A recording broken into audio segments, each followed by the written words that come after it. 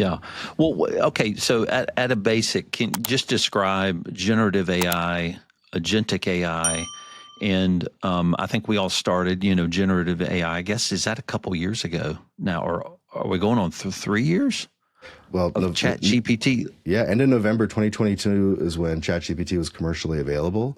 Yeah. And Okay. on December 5th, 2022, I posted my first bank feed automation bot. 5 Chad, days later. dude, did you use Chat GPT? Or Of course. how did you do it 5 days? Oh my God. Yeah, I found out a way to like process the bank statements through like an API using OCR, and then it wrote the code in the back end to be able to process it all and use the APIs. Like I didn't know how to do that before, but it did it with what was it? ChatGPT 3 or Yeah. yeah. I can't remember. Yeah. GPT-3. That's what it was. GPT-3. Yeah. We're talking anyway. about it like it was, 30 years. You Years remember ago. 30 years? Yeah. It's like 2.5 years ago. But now agentic AI, right, is so solidly, something we should be leaning into. And of course, it becomes a buzzword in a sense, though it's actually a real thing. But what is the difference of generative and agentic, and kind of how do we need to think about it in the accounting profession? I mean, I think the simplest way is to think that generative creates new content based on learned patterns and the way that the LLMs are set up. So just think about it as creating something new. Yep. And agentic is about taking action on a specific goal or outcome.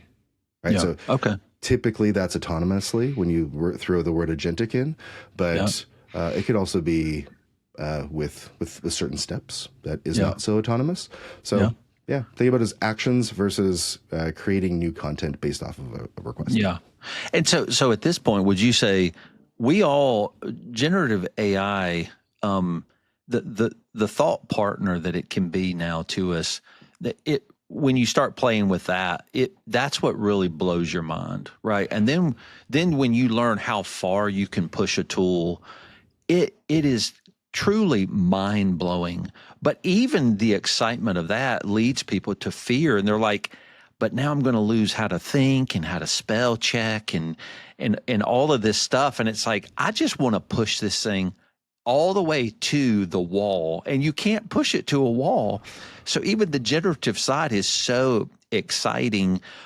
And should we be leaning in to that heart? Should we give up some of our just real quick thought research processes and give them over to that tool? I think there's a fine balance. I don't think so. I think we are the culmination of what we've been building in our firms in terms of our frameworks for how we do talk, our discussions with clients, how we work internally. Every firm's a little different. It's kind of mind blowing, right?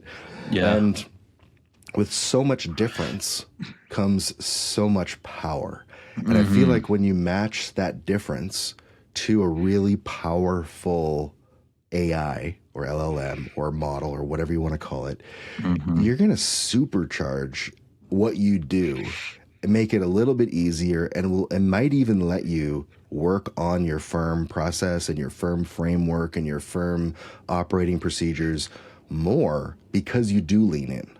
And I think about how we operate, and one of the major decisions we made when we kind of took a step back was we got rid of CFO services.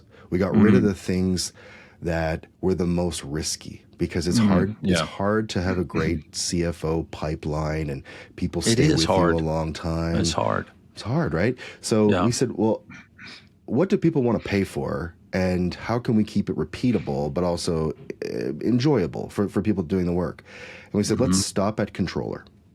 We'll start at APAR, right? Payroll, bookkeeping, right up to controller, and like that's our offering.